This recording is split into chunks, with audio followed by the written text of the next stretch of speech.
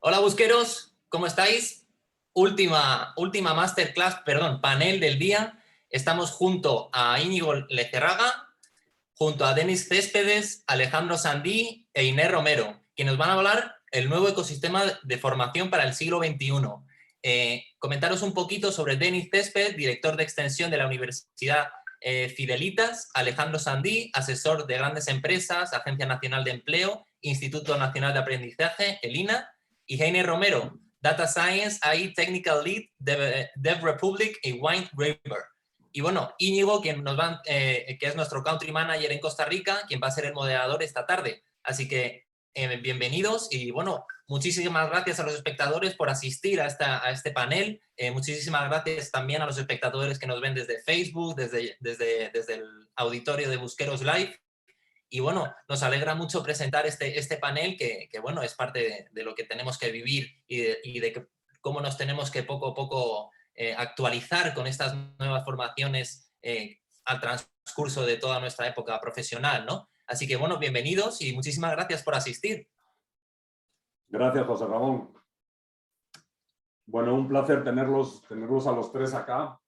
Como ya lo saben, porque ya les pasé el brief, lo que queremos conversar es qué es lo que está pasando con la educación en los últimos tiempos.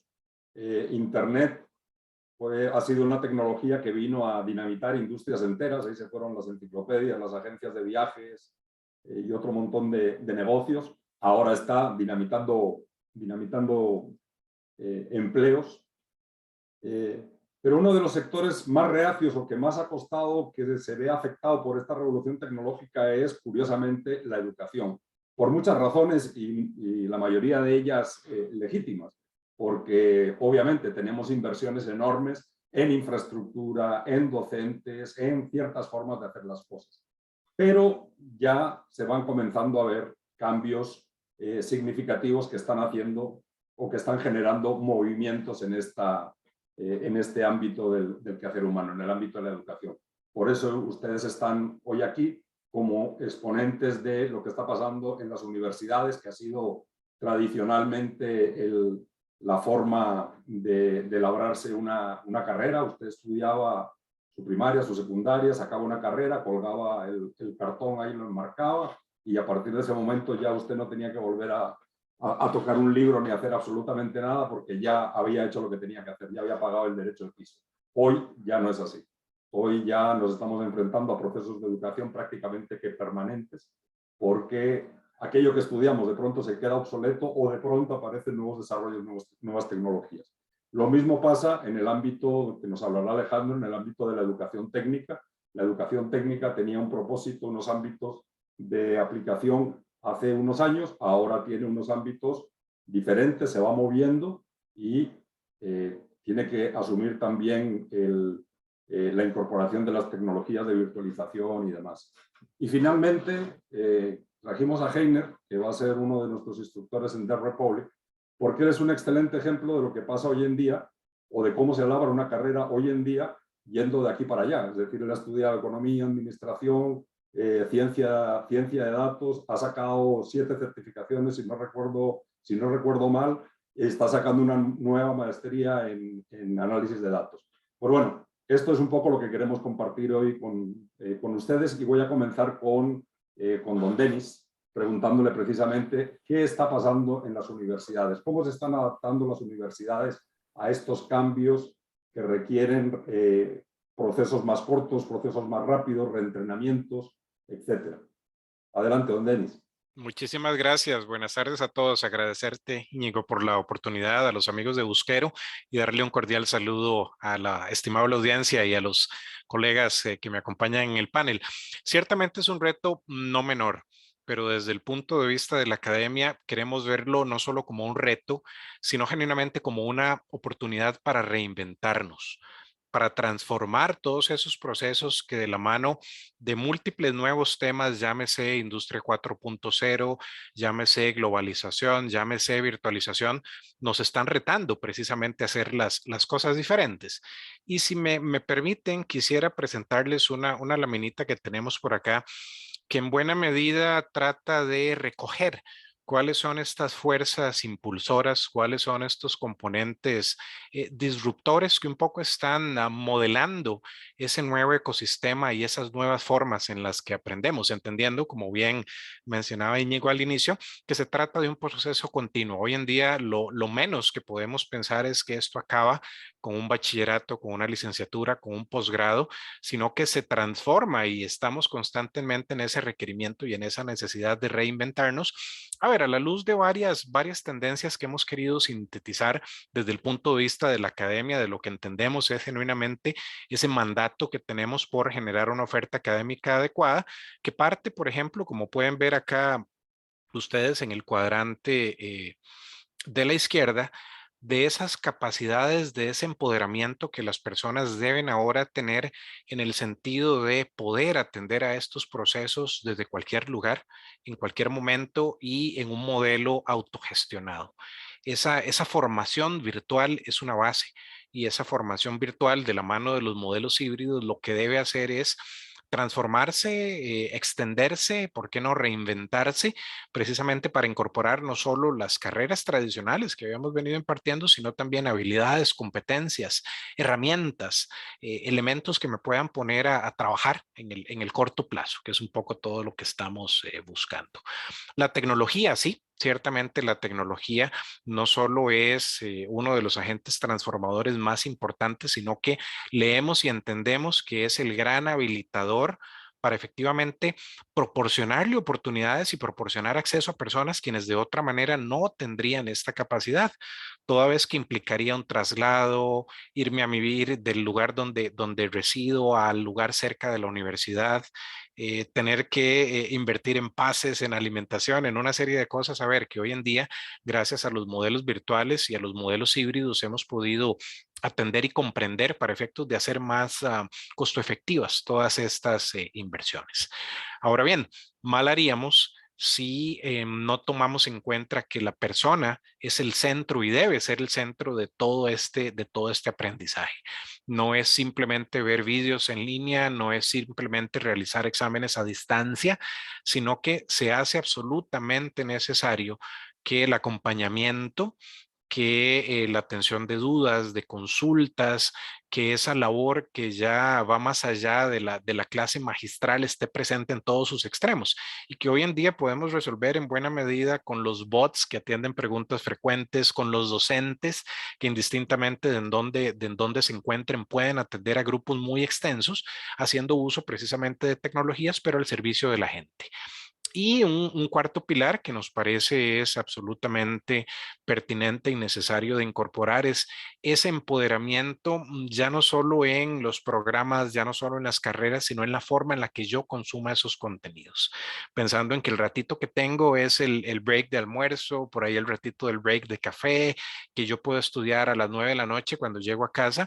Entonces, no tener que depender de un aula física, sino que los contenidos estén disponibles allí las 24 horas del día para cuando yo lo quiera consumir, para cuando tenga ese espacio y esa posibilidad desde cualquier dispositivo, ya no solo estar sentados frente a una computadora, escritorio, una computadora portátil, sino emplear todo lo que las tecnologías móviles nos están enseñando.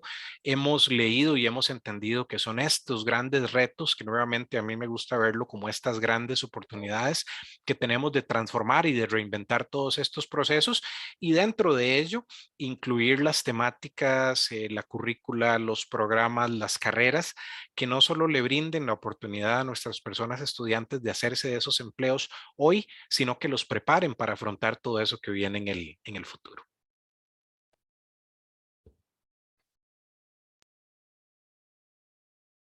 Estás en mute, Estoy en Íñigo. mute, sí, disculpe. Muchísimas gracias, Denis. Una pregunta relacionada con esto. Efectivamente, todo este cambio se está produciendo desde el punto de vista de la oferta. ¿Qué sucede con el estudiantado? ¿Qué nuevas habilidades o qué adaptaciones tienen que realizar los estudiantes para poder apegarse a estas nuevas ofertas, a estas nuevas modalidades de educación? Lo primero parte de la disciplina. El ahora genuinamente ser dueño de este proceso me implica mayor responsabilidad, ¿cierto? Me implica mayor dedicación en el sentido, no necesariamente en horas, pero sí necesariamente en cuanto al contenido. toda vez que anteriormente estábamos acostumbrados a los modelos magistrales en los cuales sabía que tenía que atender clases los lunes a las 7 de la noche y listo, ese era el espacio que tenía que manejar.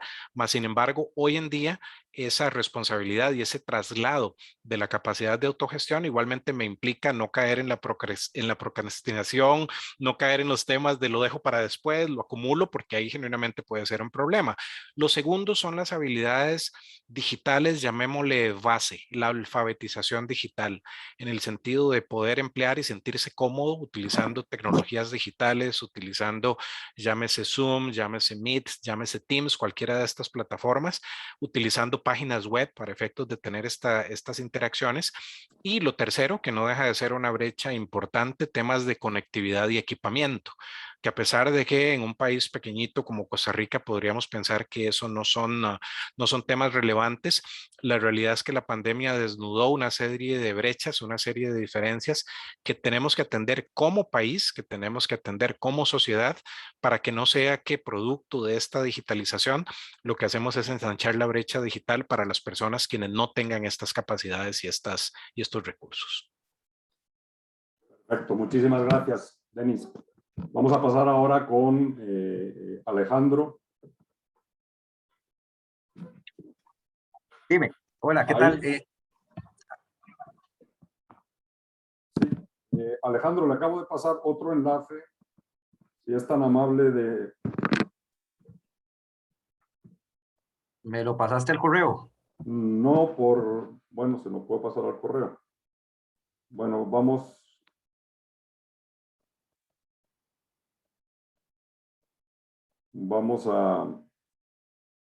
a proceder entonces a Heiner mientras resolvemos el acceso suyo.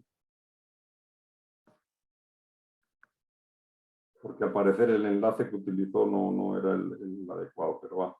Ahí, Okay. ahí le envío este. Me salgo y vuelvo a entrar, ya lo recibí. Sí, salga y ya. Perfecto. Exacto, y ahora...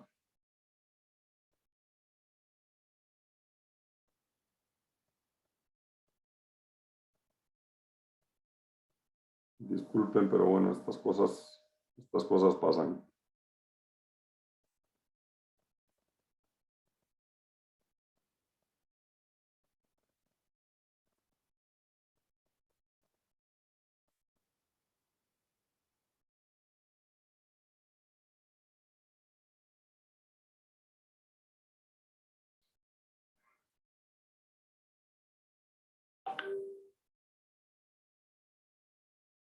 Perfecto. Mientras resolvemos lo de Alejandro, entonces continuaremos con Heiner. Ahí se va. Vale.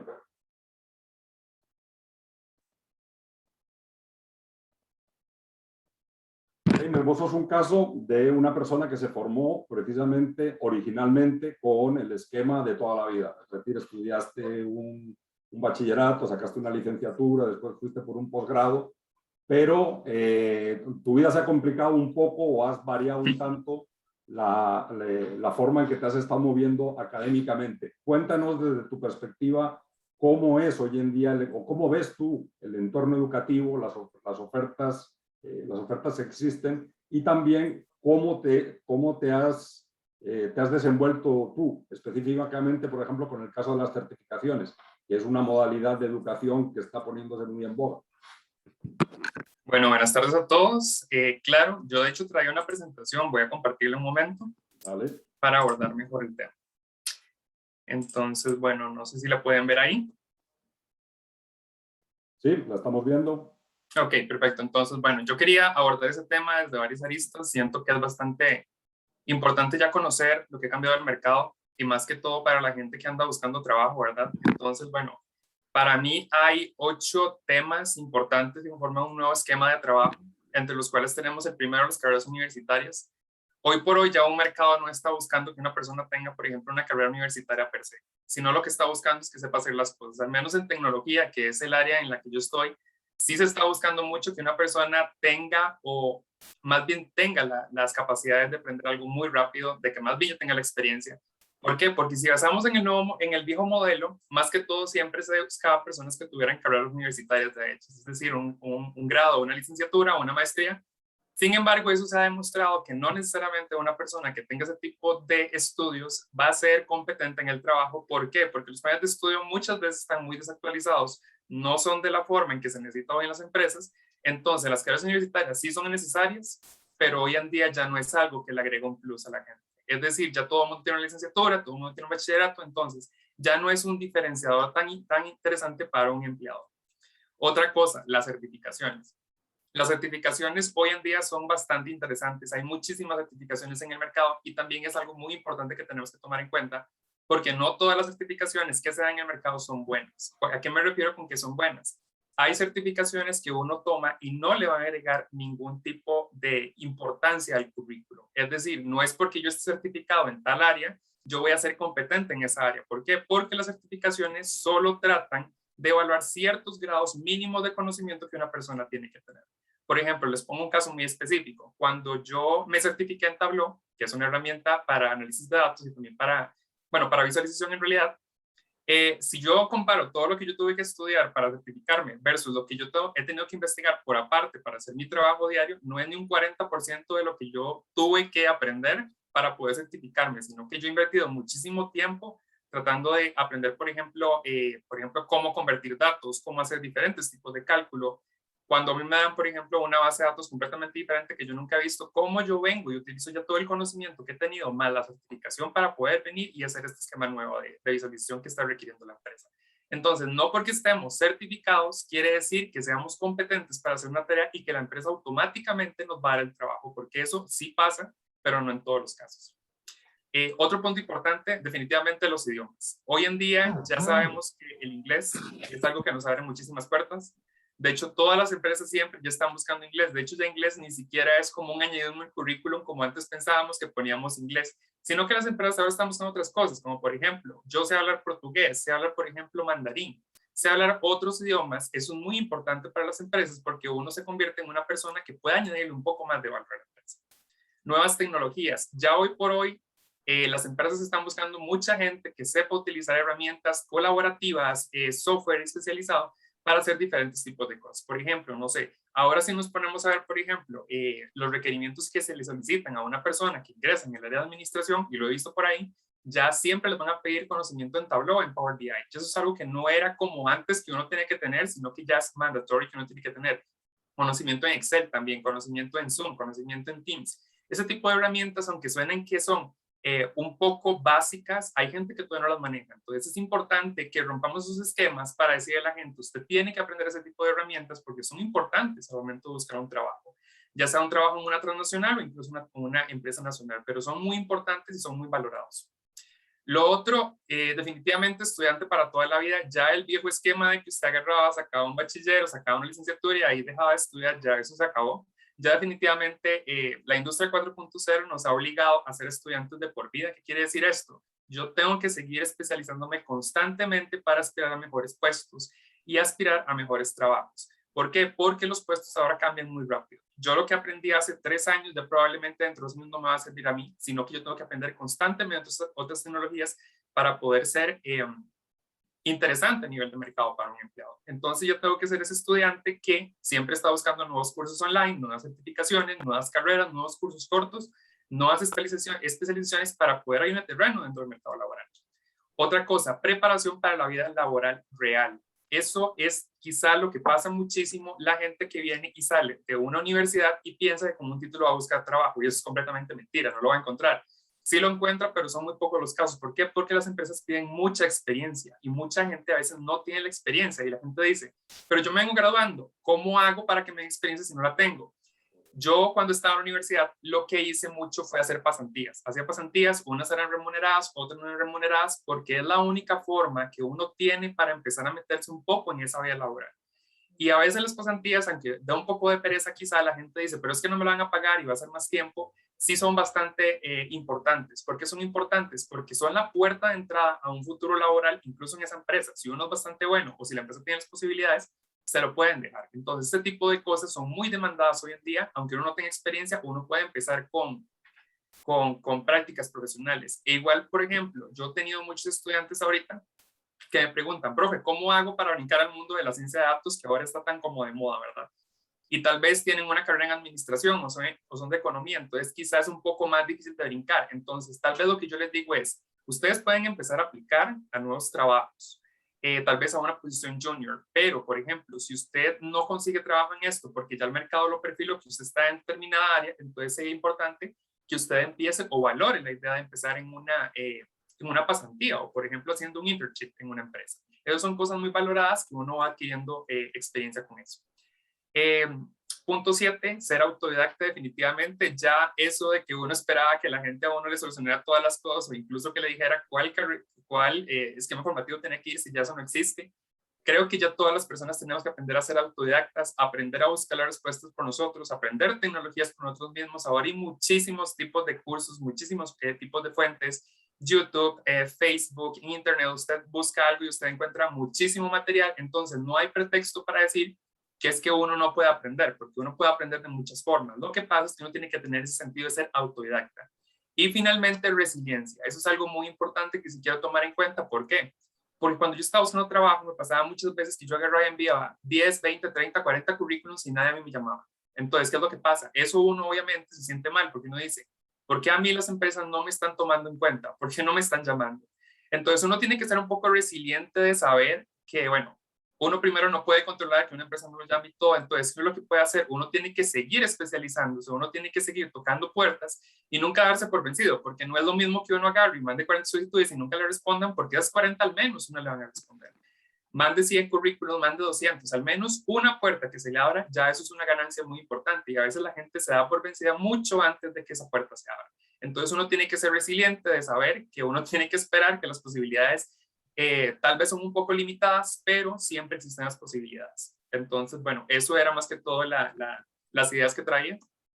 Bueno, sí, creo que refleja muy bien efectivamente tu experiencia y la experiencia de un sector de la economía que probablemente es el que menos problemas de desempleo puede tener en estos momentos porque ha sabido involucrarse con las empresas de inversión extranjera directa o incluso trabajar para empresas de otros países.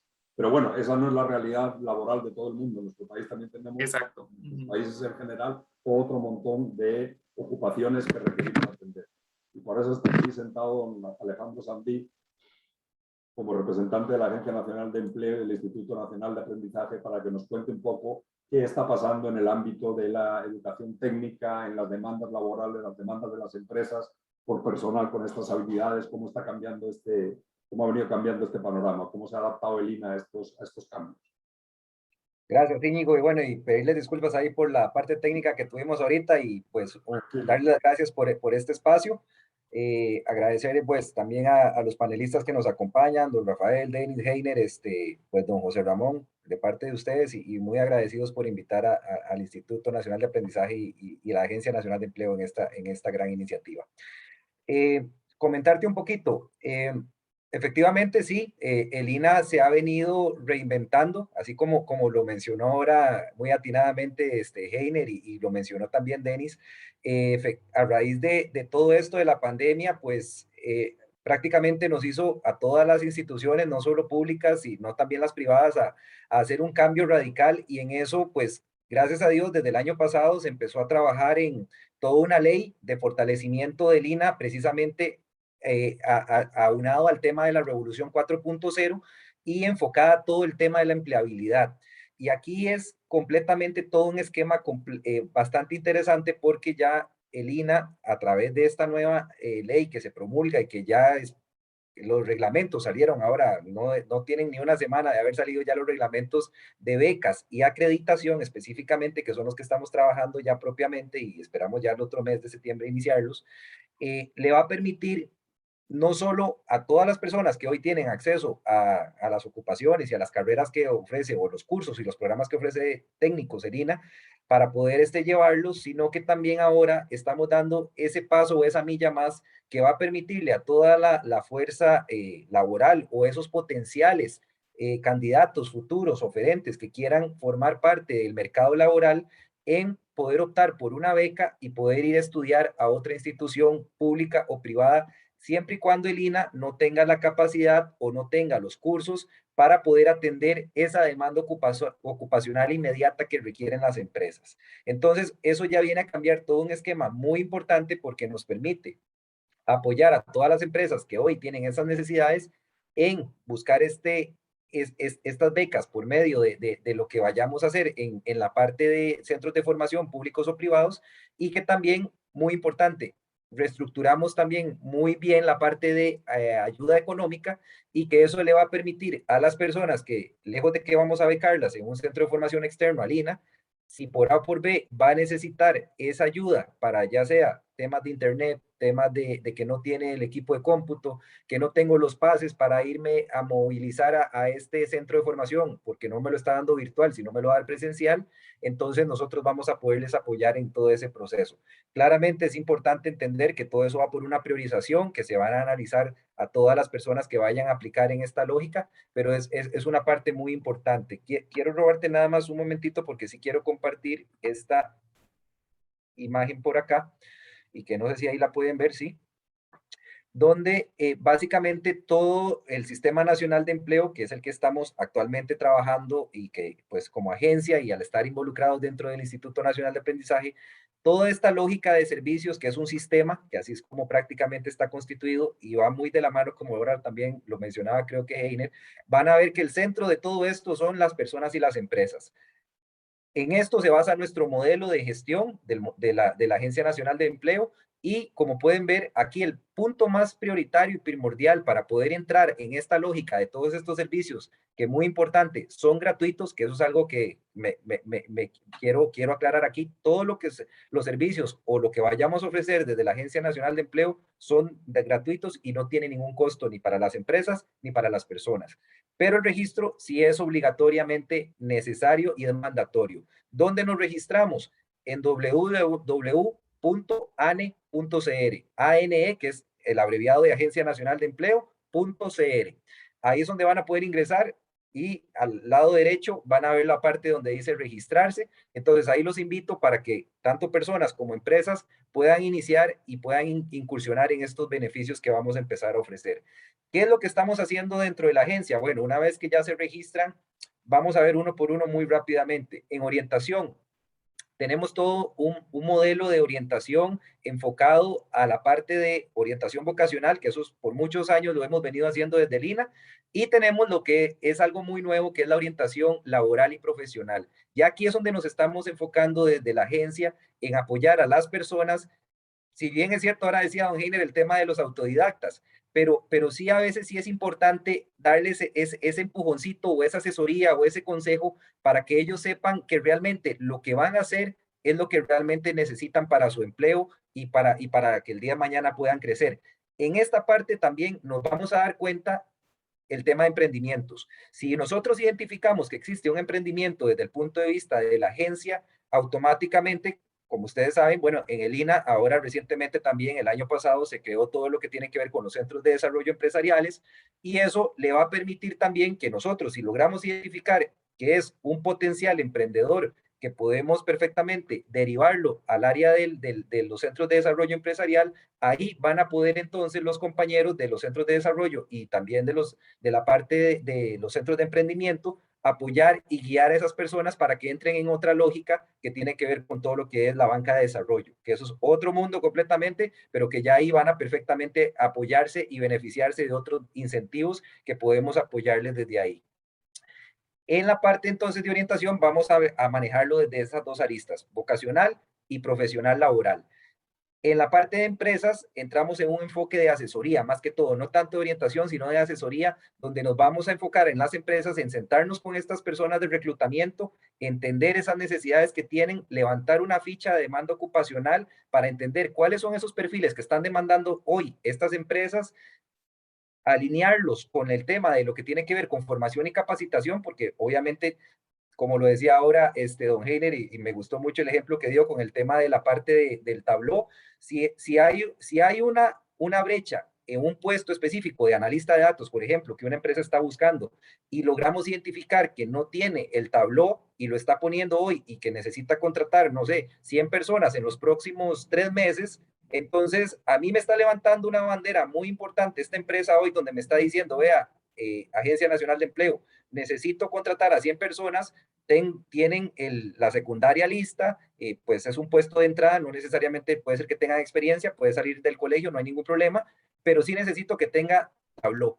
Entonces, si me ponen ya ese tema de Tableau dentro de los requerimientos de demanda ocupacional que está necesitando esta empresa, yo me lo traigo a la agencia, empezamos a hacer un análisis, vemos si el INA tiene el tema de Tableau. Claramente, tal vez ahorita no lo tenemos en nuestra oferta curricular, pero eso no implica que yo no pueda tocar entonces, ahora sí, otros centros de formación públicos o privados para yo empezar a capacitar esas 100 personas en la parte de Tableau. Entonces, esto es algo muy importante y ya hoy nos lo permite el tema de la ley y por la parte de la reglamentación que ya tenemos para empezar a apoyar en todo lo que tiene que ver con formación y capacitación. Entonces, esa es la otra, el otro componente que tenemos, que ya lo tenemos disponible. Todos estos centros de formación van a entrar en una lógica de avales técnicos y de acreditación que tenemos que revisar desde el INA, que tienen que cumplir una serie de requisitos, y una vez que ya están avalados técnicamente, pues se les va a poder dar todas esas oportunidades. En intermediación y colocación, no es nada de lo que ya no haya venido haciendo el INA por muchos años. Los invitamos a que ingresen, tanto las empresas como las personas pueden registrarse y ahí lo que hacemos es simplemente un vínculo para que las personas puedan aplicar a puestos que ya están disponibles. Hoy tenemos abajo, si entran a ese sitio web que les mencioné, www.ane.cr, en la parte de abajo van a ver las ocupaciones que más están demandando hoy a nivel de mercado, por lo menos en lo que respecta a nuestra agencia. Obviamente, en el momento que ya lo hagamos más a nivel país, todo, pues obviamente eso va a crecer considerablemente y vamos a empezar a identificar esas ocupaciones que todavía están siendo referentes. Y no dejamos de aquí, digamos, de lado, por ejemplo, en el caso de la agencia, al ser una institución pública, pues trabajamos muy de la mano con el Ministerio de Trabajo, por supuesto, como ente rector, trabajamos con todo lo que tiene que ver con el MEIC, con el tema del MEP, tenemos varias, la UNIR, el CONARE, que van muy relacionados con todo el tema de las instituciones rectoras a nivel de universidades públicas y privadas, el INAMU, está también la gente de CONAPDIS, que eso es muy importante para nosotros porque es el Consejo Nacional para Personas con Discapacidad. Entonces, la ANE ahorita lo que pretende es ser esta ventanilla única de servicios para que todas las personas ingresen por este medio y a través de ahí ya sea o derivamos o empezamos a articular con diferentes instituciones. Eso es lo que vamos a hacer entonces en la parte de intermediación. Y ya para finalizar y no dejar y no quitarle más tiempo, don Íñigo, la permanencia y seguimiento, esa parte lo que vamos a hacer ahí es simplemente darle una continuidad y un seguimiento a todas estas empresas y todas estas personas para saber que lo que estamos haciendo se está dando de la forma correcta, tal cual como lo pactamos al momento de que hicimos el tema de orientación.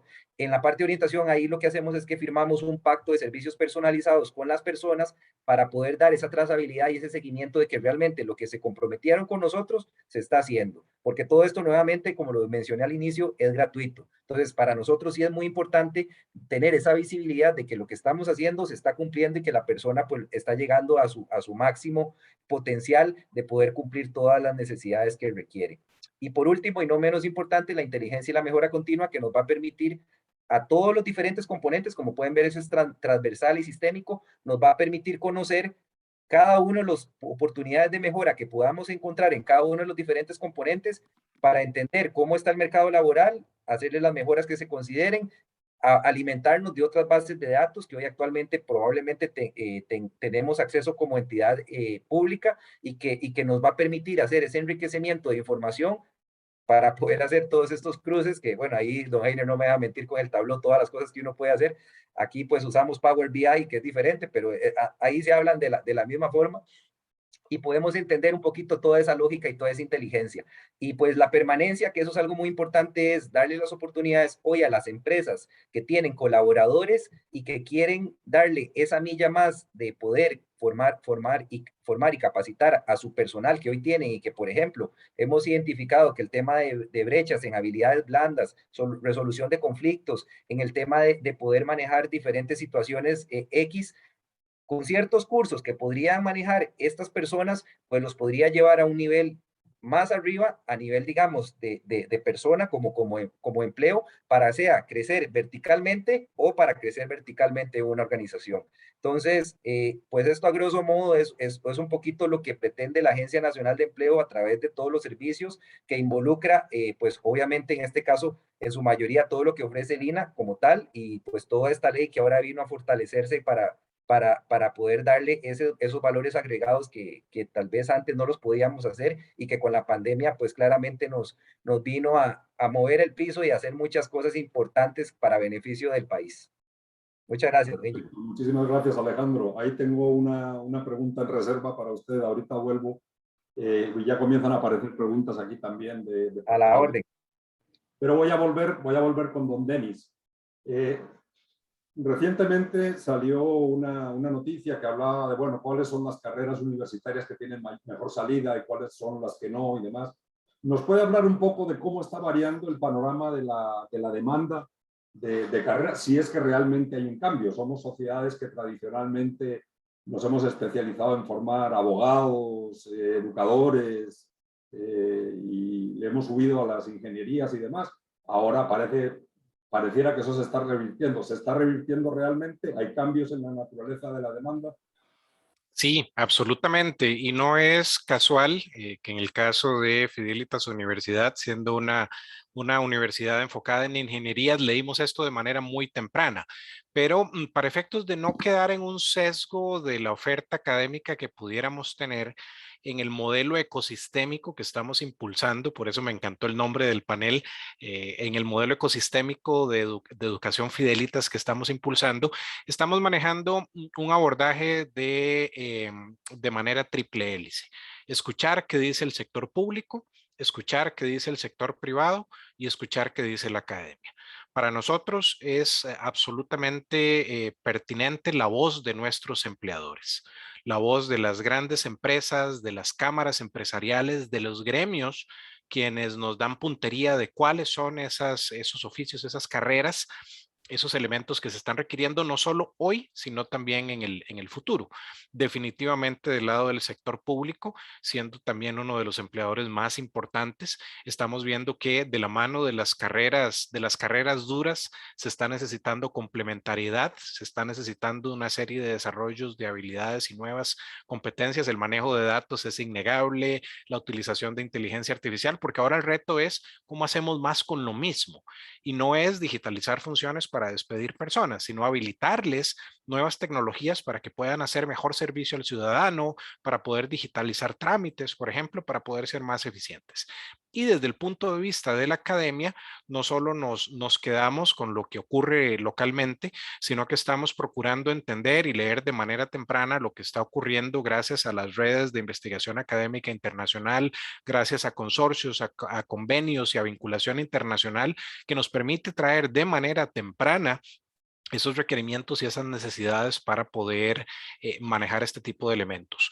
Cosas como los rankings que maneja el Foro Económico Mundial, cosas como el maravilloso trabajo que hace CINDE en cuanto a perspectiva se refiere, cosas como todo el estudio de la semana pasada de CONAPA y la UCR, todo ese tipo de elementos lo estamos incorporando como parte de los procesos de toma de decisiones de no solo qué nuevas carreras, qué nuevos tipos de formación necesitamos, sino cómo complementar las que ya tenemos, pensando en que nuestros estudiantes, quienes ahora toman un proceso de educación continua, es decir, soy estudiante toda la vida, no se queden en el camino, sino que encuentren en la academia una respuesta en la forma de una nueva carrera, en la forma de una especialización, de una certificación, de un técnico, de un programa que les permita mantenerse al día, ser competitivos y no solo pensarlo en el nivel local, sino que en muchos casos esos nuevos empleos o la competencia por esas nuevas plazas no la tenemos que ver solo en Costa Rica, sino de los socios que están en la región, de otros países, de los centros de procesamiento, de los centros de inteligencia que se van a instalar a otros lugares. En fin, hay que prepararse para ser ciudadanos del mundo y hacerse de las competencias y las habilidades que esto nos implica. Excelente. Bueno, una de las preguntas de la audiencia va dirigida a Heiner a raíz de un comentario que hizo en su exposición anterior. ¿Cómo discierne uno qué certificación vale la pena y cuál no? ¿Cuáles son los criterios para saber merece la pena invertir en esto o no merece la pena dedicarle el tiempo a esto? Bueno, creo que el que hizo la pregunta fue Esteban. Bueno, Esteban, gracias por la pregunta. En realidad es una pregunta bastante complicada. ¿Por qué es bastante complicada? Porque ahora hay mucha oferta. Entonces, hay mucha oferta y uno a veces no tiene cómo saber si es bueno o es malo, o más o menos. Entonces, yo lo que siempre he dicho es, cuando uno quiere sacar una certificación, certifíquese en cosas que sean oficiales. Es decir, oficiales, por ejemplo, certificaciones de Microsoft son bien pagadas y son muy requeridas hoy en día. Las certificaciones, por ejemplo, de Tableau también son muy requeridas. Certificaciones IBM también son muy demandadas en el mercado. Certificaciones de Cisco ya no tanto, pero todavía siguen siendo certificaciones que se piden hoy en día. Entonces, siempre que uno quiera irse a una certificación, trate de irse a la casa matriz, es decir, donde se diseña como tal la certificación, es decir, la empresa como tal que ofrece la certificación. ¿Por qué? Porque a veces la gente viene y dice, es que yo voy a pagar una certificación, por ejemplo, no sé, de una universidad tal que me va a enseñar Power BI. Entonces yo ahí le digo a usted, póngase a ver bien el plan de estudios. ¿Por qué? Porque a veces las universidades lo que hacen es que enseñan ciertos temas, no enseñan todos los temas que se necesitan para certificarse.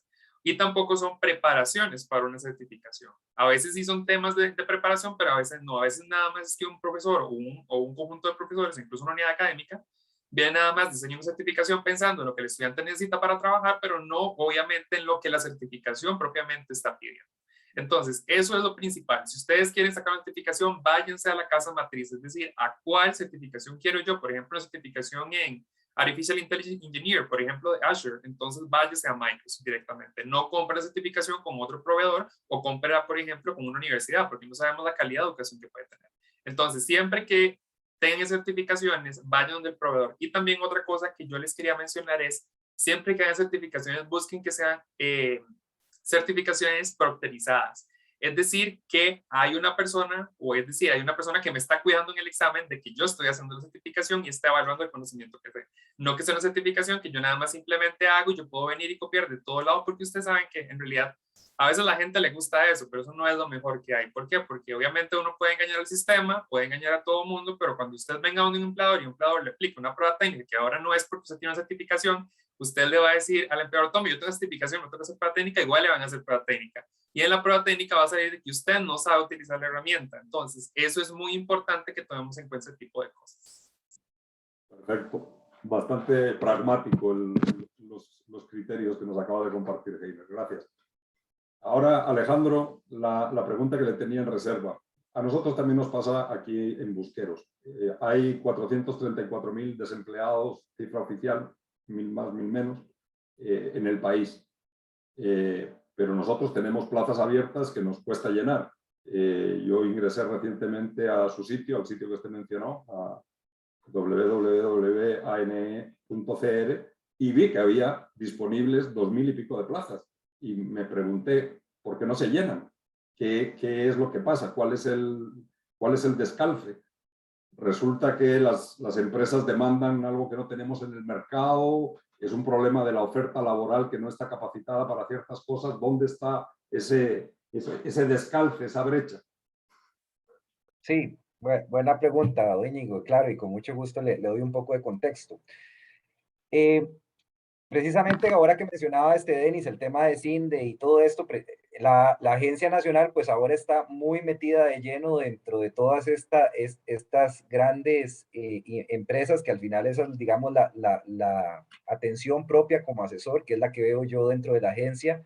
Y ahorita estamos en ese proceso de levantamiento de demandas ocupacionales de todos estos perfiles que, como decía ahora don Heiner, el tema del inglés. O sea, hemos logrado identificar que tenemos muchas personas que terminan su secundaria y que terminan inclusive secundarias técnicas, ¿verdad? Porque muchas veces, a veces piden técnicos en algunas situaciones y hay personas que pues terminaron su secundaria normal y que sacaron un técnico de Lina y a la hora de la llegada, lo que están requiriendo ahorita hoy las empresas es el tema del inglés.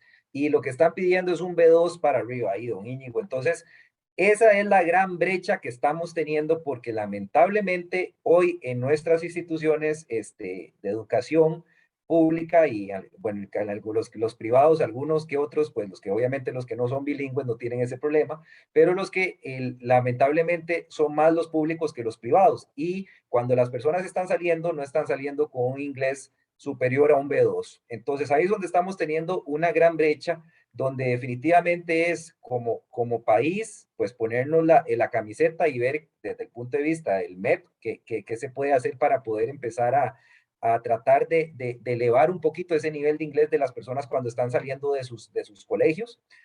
Lo que no se pueda, pues entonces para eso ahora entonces tenemos, pues el INA siempre ha existido y tenemos nuestros programas curriculares que ahora pues van con base al marco común europeo, que es lo que dicta el marco nacional de cualificaciones y que claramente entonces nos da una tarea muy importante de empezar a atender esa población que hoy ya tiene un título que es parte de los requisitos que piden las empresas, pero que lamentablemente no están teniendo el inglés suficiente para poder realizarlo. Entonces, lo importante aquí es empezar a aplicarles pruebas de niveles para saber en dónde primero caen estas personas, todos los diferentes personas que quieran aplicar a estos puestos.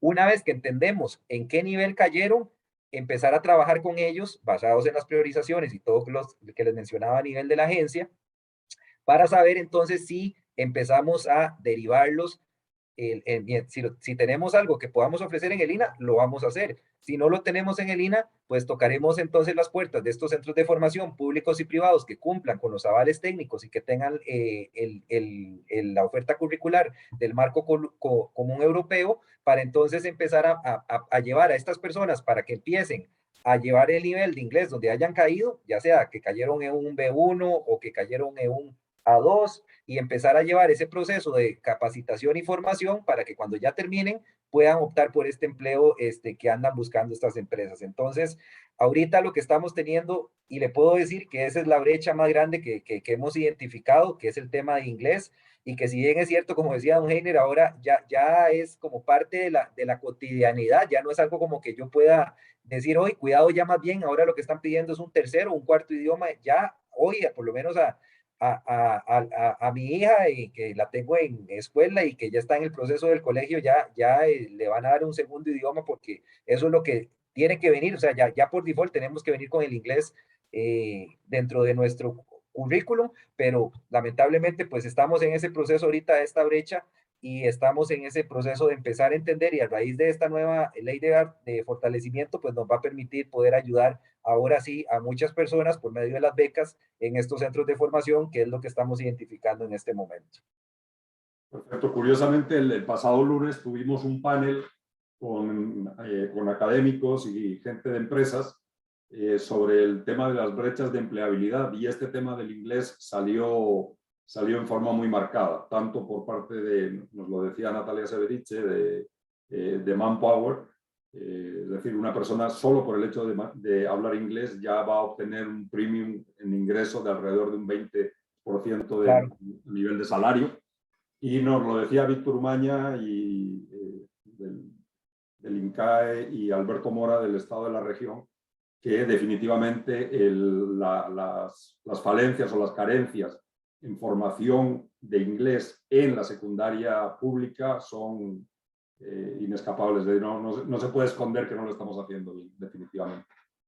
Gracias, Alejandro. Con gusto. Vuelvo con usted, don Denis. Pensando en este panorama cambiante que se nos presenta ya, pensando en el futuro laboral, prácticamente cualquier persona, da igual que usted sea joven, esté a media carrera o esté finalizando, ¿cuáles son los consejos que usted daría a la gente que quiere mejorar su empleabilidad utilizando los recursos que brindan ustedes? Muy bien, lo primero es entender esa lectura, ese panorama. Hay que hacer la tarea, creo yo, de comprender el ecosistema del empleo en Costa Rica o en la región, porque ahora nuevamente en función de la virtualidad perfectamente podría emplearse para trabajar en una empresa multinacional sin ningún problema, entendiendo obviamente que se resuelven las brechas del idioma y las brechas de las mal llamadas habilidades blandas que ahora son esenciales para poder desempeñarse de manera adecuada. Entonces, ciertamente hay que hacer una lectura, hay que hacer una investigación de en base a lo que yo quiero, a mi formación y a lo que yo pretendo, cómo se está moviendo el mercado. Y para ello, afortunadamente, hay muchísima información, hay muy buenos estudios, hay muy buenos termómetros locales, regionales e internacionales que le pueden ayudar a la persona a precisar esos requerimientos.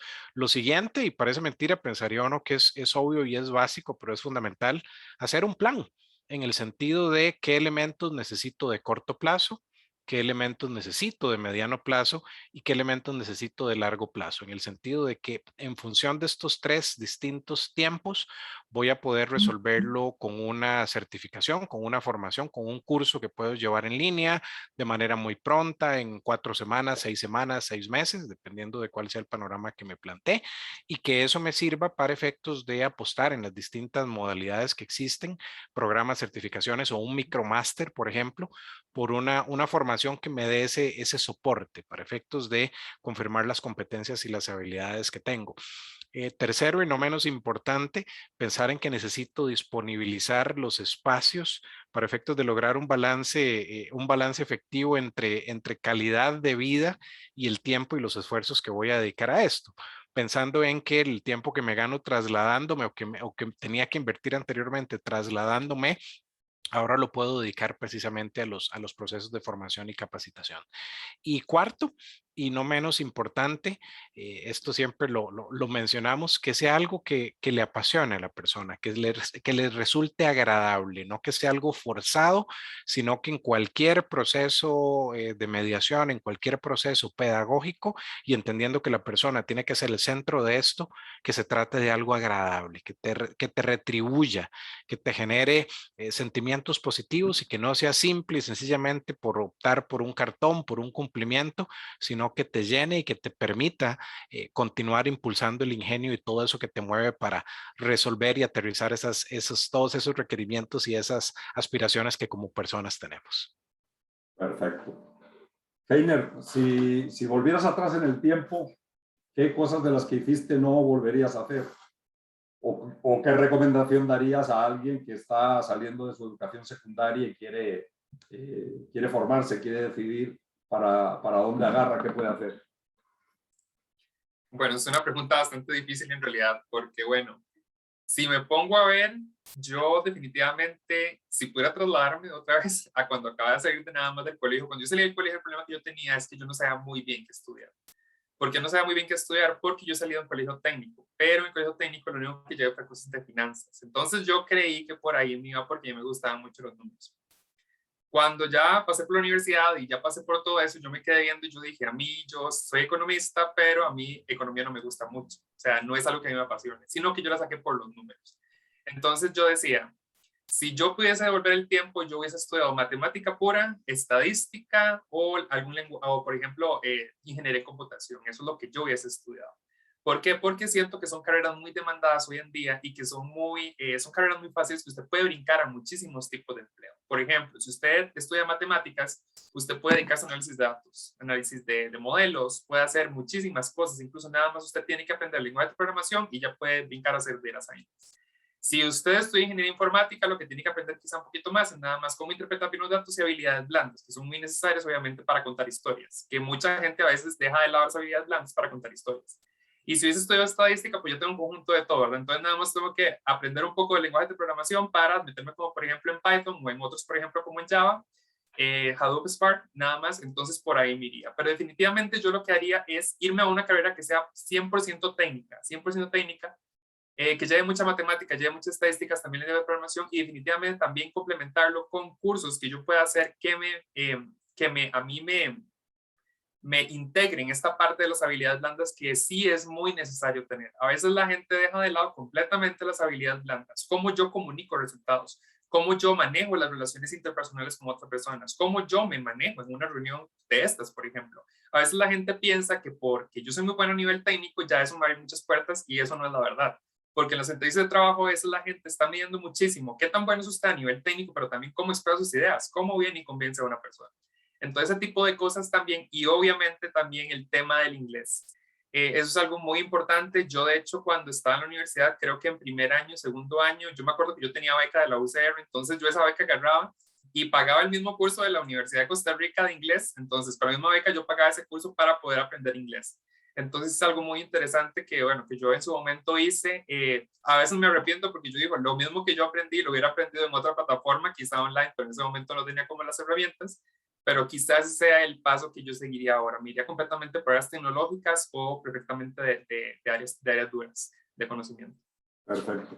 No estoy muy seguro que sea un consejo para todo el mundo, pero efectivamente sí hay un segmento importante y es obvio que son cursos de acción que en estos momentos tienen mucha salida laboral, probablemente más que otras más tradicionales. Claro. Alejandro, además de esta brecha de la que hablábamos del inglés, que como le digo creo que es consenso generalizado, que no lo estamos haciendo bien, ¿cómo ha ido cambiando los perfiles de demanda de las empresas? ¿Qué tipo de empleado están buscando? ¿Qué tipo de habilidades? ¿Qué tipo de conocimientos? ¿Qué tipo de pericias son las que en estos momentos les llegan más a ustedes? Sí, mira, ahorita precisamente, curiosamente, estábamos haciendo un estudio para poder empezar a detectar estas áreas prioritarias por todo el tema de becas y todo esto que vamos a trabajar, pero curiosamente el que más está contratando ahorita es el agente de servicio al cliente. Este agente de servicio al cliente está siendo bastante demandado, primero, porque es un puesto de entrada sumamente fácil que pueden conseguir las empresas porque no requieren de experiencia, ¿verdad? Es una persona recién graduándose del colegio, pero con la limitante del tema de inglés, ¿verdad? Y segundo, de que les facilita muchísimo por el tema de la virtualidad.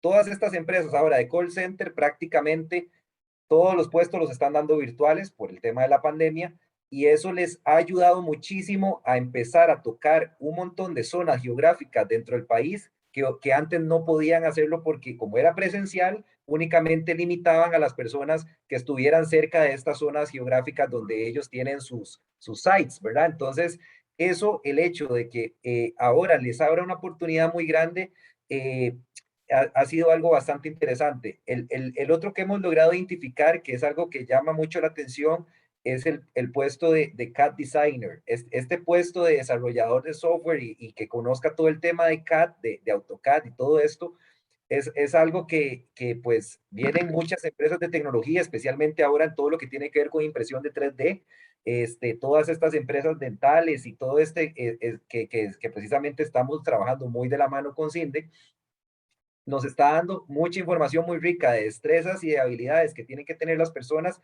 específicamente en este tipo de certificaciones. Pensando un poco lo que decía Heiner, el tema de CompTIA, el tema de todo lo que tiene que ver con Ágile, ¿verdad? Todo, bueno, el Cisco, que si bien es cierto, pues hay ciertas cositas que están pidiendo, pero ahorita el otro punto que están buscando mucho las empresas es ciberseguridad.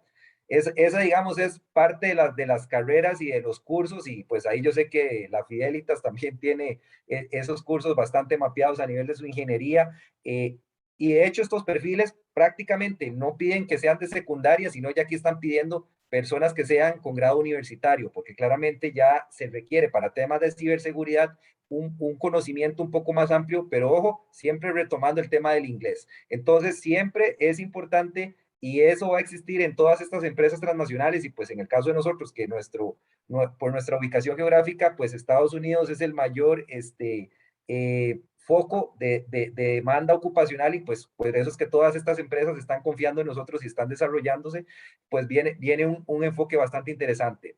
El otro que podría mencionarles, que es algo bastante, digamos, interesante que viene a nivel país, es el tema de las empresas de dispositivos médicos. Yo no sé si vieron recientemente una presentación que hizo el ministro de Comercio Exterior, que bueno, es don Andrés Valenciano, que fue nuestro anterior presidente ejecutivo del INA. Ahora que vienen todas estas empresas transnacionales de dispositivos médicos a desarrollarse en la Lima de Cartago, y pues que ya pues tenemos Coyol y tenemos Heredia, que ya están sumamente constituidas en todo el tema de dispositivos, pero muy particularmente vienen a buscar el tema de operarios de manufactura médica. Entonces, aquí se le está abriendo la puerta a muchas personas que, como bien decía ahora Heiner, puede ser que les cambiemos el chip. Algunas, por ejemplo, que son técnicas, ¿verdad? Que salieron de colegios técnicos. Cuidado si no se aventuran primero a empezar en un puesto como operario de manufactura en una empresa de dispositivos médicos de alta tecnología, porque estamos hablando aquí que vamos a tener de todos los gustos y sabores, gracias a Dios, de diferentes tecnologías, de diferentes dispositivos médicos que que temas de ortopedia, que temas de chips, que ya viene Intel, que viene con muy fuerte nuevamente. Entonces, ¿qué pasa con todas estas personas que salen de colegios técnicos que no necesariamente ya en estos puestos de operario piden un inglés tan elevado, piden un A2, que casi que yo diría que esa es la mayoría de los colegios, lo que están saliendo las personas, y que les permitiría perfectamente empezar a colocarse en un inicio en estos puestos y que ahí ya solitos van a ir pudiendo crecer en el tiempo y que pues les va a permitir pues ya pagar su carrera universitaria, empezar a llevar diferentes certificaciones o inclusive con estas mismas empresas nosotros como Agencia Nacional de Empleo vamos a poder trabajar muy de la mano para poder ayudarles a darles estas certificaciones o estos cursos o estos programas para que puedan llevar esa milla más de la empleabilidad o el desarrollo de esas competencias o de esas habilidades para que la persona pueda continuar creciendo en el empleo. Entonces, eso es, digamos, un poquito lo que le podría dar como a grandes rasgos, don Íñigo. Perfecto. La verdad es que resulta alentador oírlo en el sentido de que estamos hablando ya de generación de empleo y de empleo de calidad, es decir, de empleo no solo formal, sino empleo bien remunerado, incluso a niveles de puro ingreso laboral, como dices, prácticamente saliendo del colegio. Es algo pues, realmente que motiva saber que esas opciones y que esas oportunidades están ahí para quien está dispuesto a hacer lo necesario para poder aprovecharlas. No sé si hay preguntas en la audiencia.